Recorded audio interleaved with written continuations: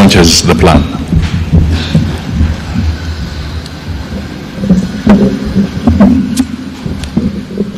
Thank you very much. Please, let's take our seats. Thank you very much, PCS.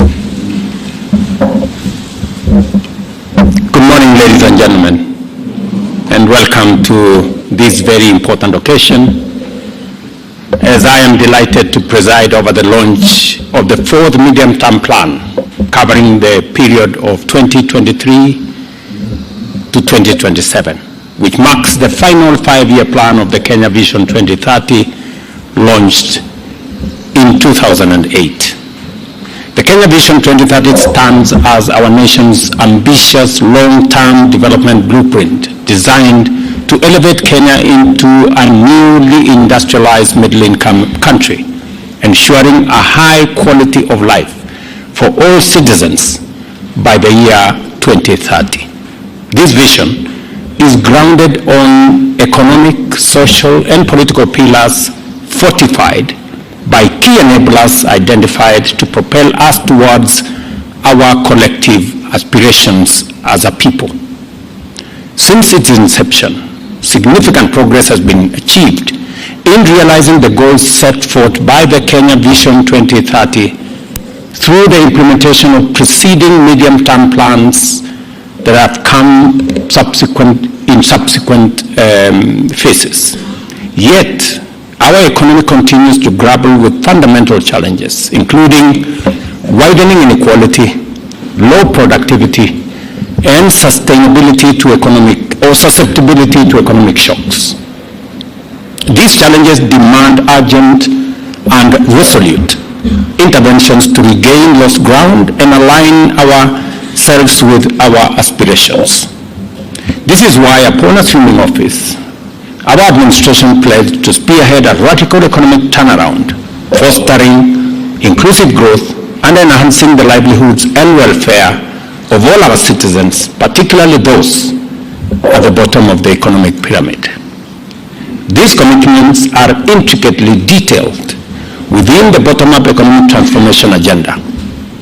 Consequently, it became imperative to ensure that the MTP4, together with the county integrated development plans, are aligned to the bottom-up economic transformation agenda objectives and priorities.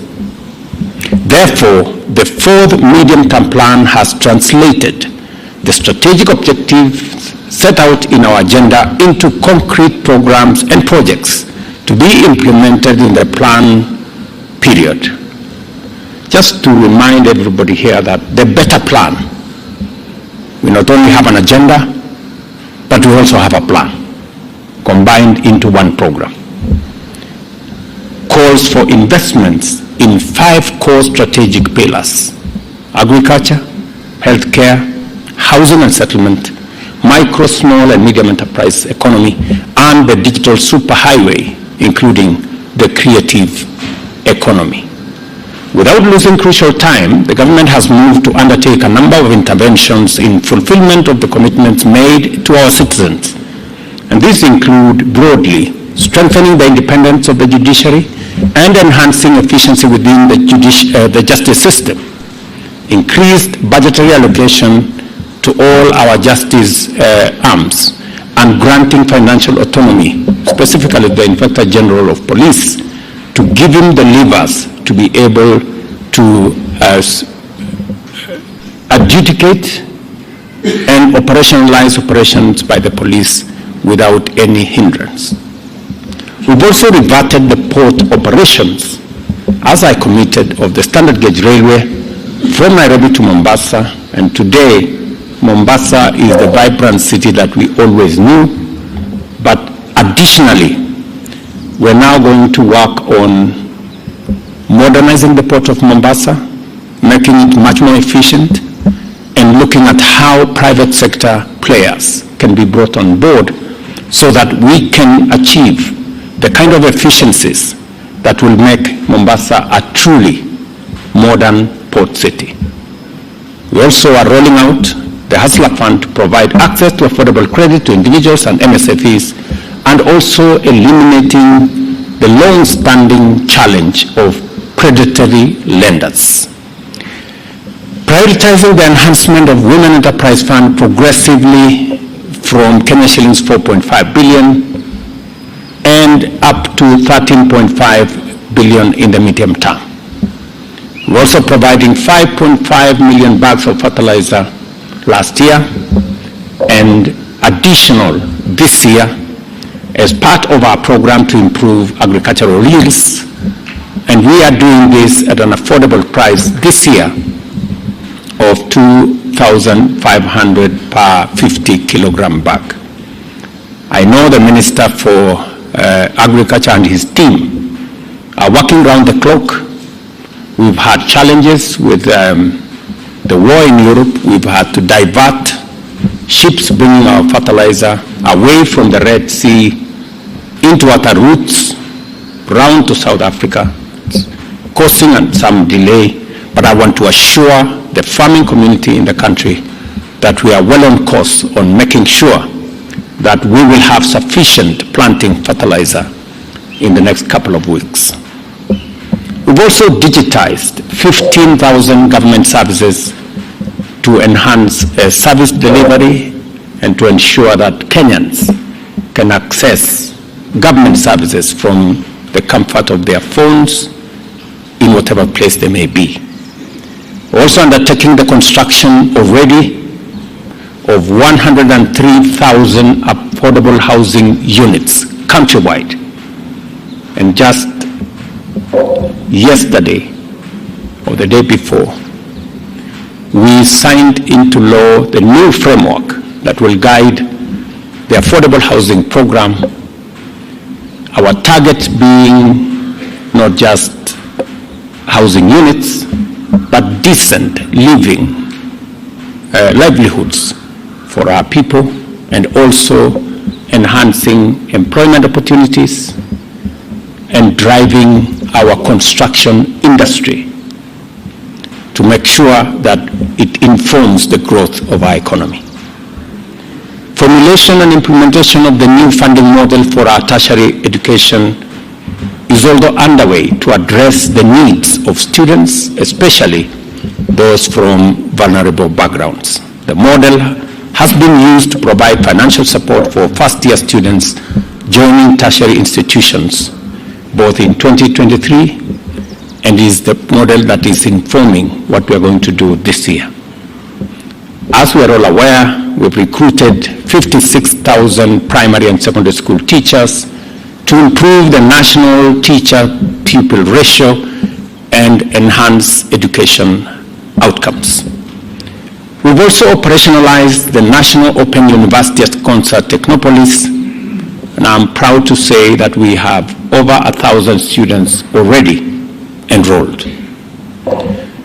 As we're all aware, we've enacted the Social Health Insurance Act 2023, which establishes the Primary Health Care Fund, Emergency and Chronic Illness Fund, and Social Health Insurance Fund to facilitate universal health coverage, as well as the rollout of primary health care networks and deployment of 100,000 community health promoters working in concert and together with our county governments.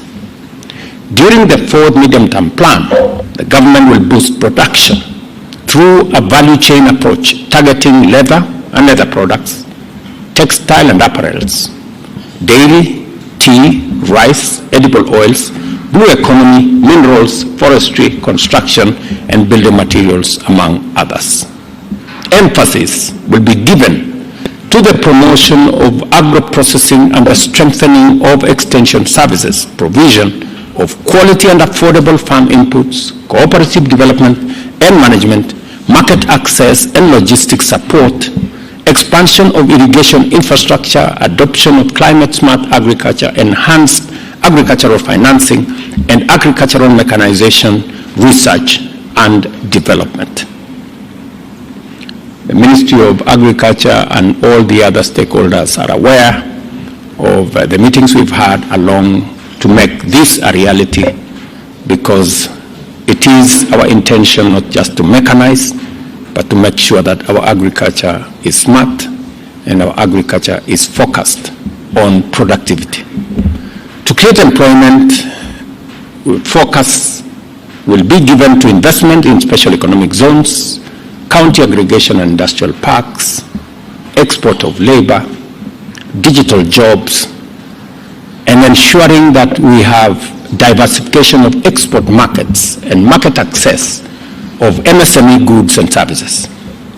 The government will also establish Jumuiya cross-border markets and strengthen cooperation with our traditional and new trade partners. We will scale up the Financial Inclusion Fund, commonly known as the Hustler Fund, with a view to actualizing its commitment to increase access to affordable credit for those at the bottom of the pyramid. And additionally, we will undertake reforms to create a favorable tax regime, deepen capital markets, improve the lending and investment environment, and attract investors to the Nairobi International Financial Center. To increase efficiency and enhance mobility, the plans entail substantial investments in infrastructure development, particularly transport connectivity. This will include the construction of an extra 6,000 kilometers of new roads, upgrading of 101,000 kilometers of existing roads, and the construction of 277 footbridges, amongst other pieces of infrastructure to enhance our mobility. And that program starts with the next budget cycle. Climate change continues to pose serious challenges to our socio-economic development, manifested through extreme climatic conditions and erratic weather patterns, which disrupt production and livelihoods and put lives at risk. The fourth medium-term plan prioritizes investments aimed at building resilience against these challenges, including the construction of water ponds, small dams, and water harvesting structures in arid and semi-arid areas, including the whole array of mega dams that are already in our plan. We've also launched a nationwide drive to grow 15 billion trees by 2032 through the Jaza Miti campaign. This initiative will complement other ongoing efforts to protect the country's water towers. In this plan, we will implement robust initiatives to promote sustainable waste management practices and enhance pollution control measures. Every cabinet minister has already been assigned a county, maybe I think 2 counties. And we will be expecting clarity in what every cabinet secretary and their teams are doing on the tree planting exercise. I note with a bit of concern that I am yet to receive any meaningful strategy and plan from cabinet secretaries. Shortly, the weatherman has told us we will have rain coming. It is my expectation that every cabinet secretary assigned to the counties that you have been assigned, that you will present a plan and you will work on a strategy, because every county has been assigned between 400 million and 600 million trees to be grown in different parts.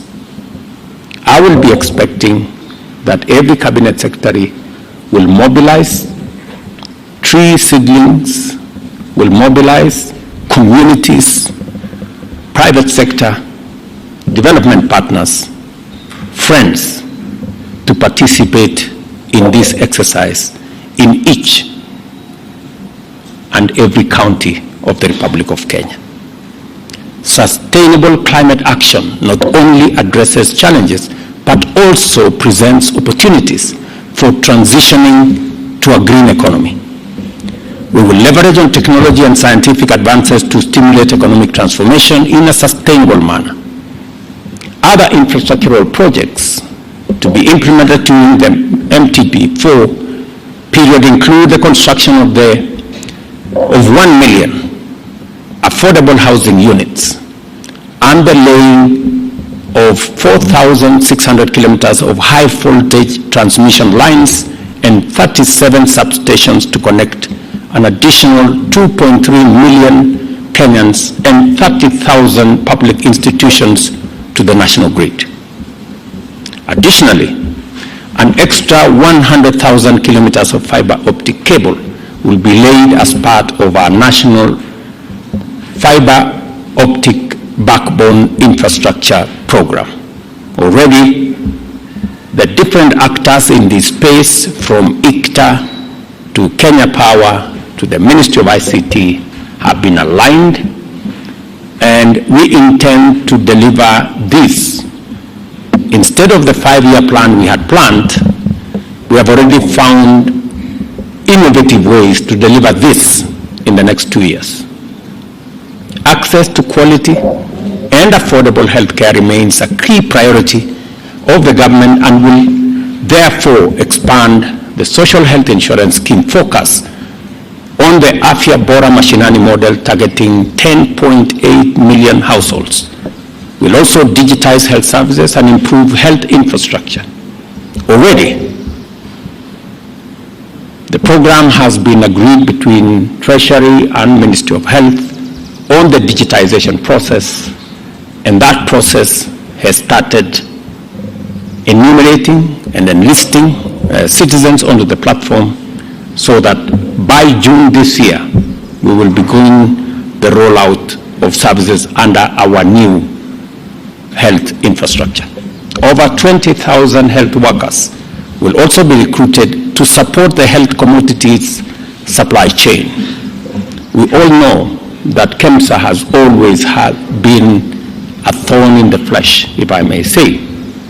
But we have taken steps to make sure that not only KEMSA is digitized, but professionalized, and we are giving them additional staff, because health commodities are a big part of the delivery of our universal health program. Our human capital development, our commitment is to achieve the following critical targets: recruit and train 116,000 teachers and automate the basic education system, expand technical vocational education and training, and scale up admissions to the National Open University, as well as open distance and e-learning. In addition, the institutional framework for financing tertiary education has been adopted and will be strengthened in the medium term. Recognizing the critical role of science, technology, and innovation in Kenya's competitiveness, we undertake to mobilize funding for research and development and enhance budgetary allocation to the sector towards the attainment of the 2% of GDP guideline in line with the internationally accepted standards. The plan also includes building science and technology innovation parks and establishing a national center for innovation, technology transfer, and commercialization.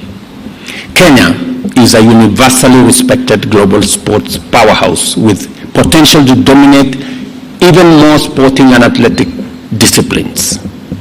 To support talent sports and arts, the government will continue to implement Talanta Hela as an initiative for monetizing talent and putting money in people's pockets. We will also expand sports and arts infrastructure and promote sports tourism to support international sporting events. On the creative economy, we are marketing Kenya as a film destination by establishing an incentives framework for the production of film and commercials, supporting production of local content, establishing a national creative economy council, promoting artists' rights, and providing technical capacity for the growth of the creative industry. With regard to affirmative action, the government will remodel and digitize the Youth Enterprise Fund, WESO Fund, Women Enterprise Fund, and the National Government Affirmative Action Fund to enhance financing for enterprises owned and run by youth, women, and persons with disability. The government will also revamp the cash transfer program to cushion the vulnerable in society. It is instructive to note, and I want to commend the Ministry of Labor, that this program that had many challenges now has been put on a digital platform, and beneficiaries of cash transfer now receive their cash transfer using M-Pesa, and they don't have to make long queues. They do not have to wait in banks. They can access their money in all outlets very close to their homes. Recognizing the need to revitalize our tourism sector, the MTV4 prioritized the promotion of meetings, incentives, conferences, and exhibitions, cultural festivals, food exhibitions, and the development and marketing of unique niche experiences. The Bomas of Kenya will be converted into a modern conference, hotel, and exhibitions facility, and the KICC will be engineered to achieve more than it currently is. Harnessing the potential of the blue economy is critical to our transformative growth agenda. During the MTP4 period, we will focus on establishing requisite infrastructure, enhancing skills and development, and ensuring maritime safety and security. I am seized of what Mvurya and team are doing in this space, and we are making tremendous progress on unlocking the potential in that sector. I hold the firm conviction that by upholding the rule of law and efficient justice systems, the government of Kenya will create a conducive environment for economic and social transformation. For this reason, we will enhance support for the justice, law, and order sector by recruiting additional policemen, prison officers, national government administrative officers, officers for the Office of the Attorney General, officers for the Office of the EACC, officers for the Office of the ODP, Office of the Director of Public Prosecutions, and making sure that we have all arms to deal with the challenge of corruption and impunity. I am very clear in my mind that we have what it takes to take Kenya to the next level. We have the requisite resources, if properly applied, if properly used with integrity, to move our country to the next level. What we witness every time, in some instances, corruption is budgeted into our budget cycle. People budget things that they know will not go to the people of Kenya. I will be spending time tomorrow with our treasury to make sure that with a tooth comb, we eliminate anything that will not go to benefit the people of Kenya in our budget, and that our budget is going to be an instrument for the delivery of our plan for the benefit of the people of Kenya and to provide inclusive growth. The tragedy that we have is that even those who go and challenge government policy in our courts, you cannot believe it, that after they have obtained stays and they have obtained injunctions against government policy, whether it is housing, whether it is our universal health coverage plan, they have the audacity, they have the temerity to come and look for government officials and tell them, if you talk to us nicely, we are going to remove the injunction. I mean, what level of impunity is that? And that is why it is our commitment that we need to enhance the Office of the Attorney General, Office of the Director of Public Prosecution, Office of the Ethics and Anti-Corruption Authority, and the DCI to make sure that we have the requisite capacities to protect the resources and the finances of the people of Kenya. Additionally, we will modernize the Kenya Coast Guard and improve the welfare of all our security personnel in line with the recommendations that were given to us by the task force that we set up under former Justice Maraga. To diversify sources of financing, the government will strengthen collaboration with the private sector and other non-state actors. We are committed to revitalizing the public-private partnership framework to attract more investors and support the implementation of government priorities in our MTP4 plan. As we embark on the implementation of the fourth medium-term plan, we recognize the challenges posed by dynamic global environment, including the current and future geopolitical turbulence and regional conflicts with the potential to disrupt global supply chains, as I informed you earlier, and exert inflationary pressure on our economy. We have formulated appropriate measures to mitigate the effects of global pressures on our citizens. The emergence of pandemics, as evidenced by the COVID-19 outbreak, underscores the need to strengthen our healthcare systems, and our strategy for primary health will fortify Kenya's health systems to effectively respond to any emerging challenges. Kenya's development is intricately linked to the global economy, and we are therefore actively working to strengthen regional integration and international collaboration to facilitate the smooth movement of goods and services and deepen Kenya's foreign relations. I take this opportunity to recognize the critical role of our development partners, the private sector, and non-state actors, and invite them to work with us in implementing the commitments we have made to our citizens towards achieving robust economic growth and inclusive development. And I'm very happy to note that we have many development friends from representing different countries in our midst.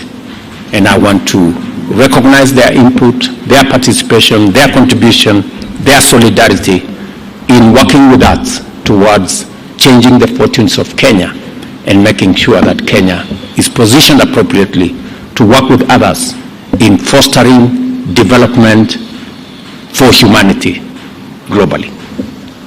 The fourth medium-term plan, 2023-27, ladies and gentlemen, is an instrument that we will use as a whole of government to deliver on the aspirations that the people of Kenya expect of all of us.